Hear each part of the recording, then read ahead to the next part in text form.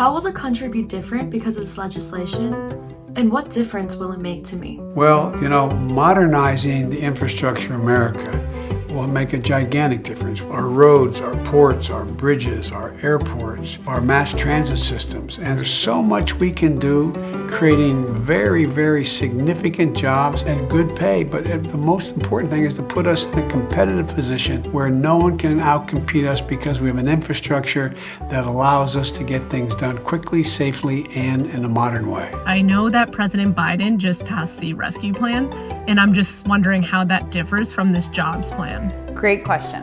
So the American Rescue Plan was an emergency package that was meant to, and is meant to, we're still implementing it, address the crisis we're living in. What the American Jobs Plan is meant to do is to invest in industries of the future, to rebuild our infrastructure across the country, create millions of jobs, ensure more people have access to broadband, more people have access to clean drinking water, and more people have assistance that they need to address caregiving across the country. What kind of jobs does the plan actually create? This plan will create jobs all around the country, putting people to work building things, roads, bridges, highways, constructing new housing, replacing lead pipes to ensure clean water for all Americans. It'll put people to work innovating in R&D and labs around the country, helping to create new discoveries in clean energy jobs of the future. And it will also help increase the pay and the dignity of the workers who provide care in our economy, caring for the elderly and the disabled. How does this jobs plan tackle climate change? And is environmental justice being factored in? That's such a great question. This jobs plan upgrades housing.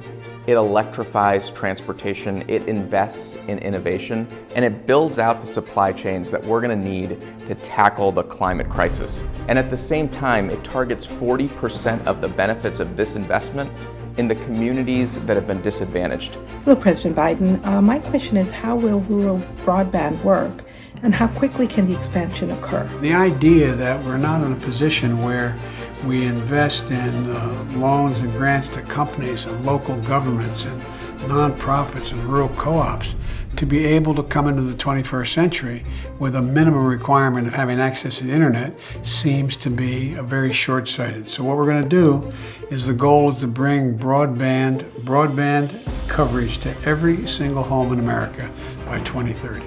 90 out of the top Fortune 500 companies pay $0 in taxes.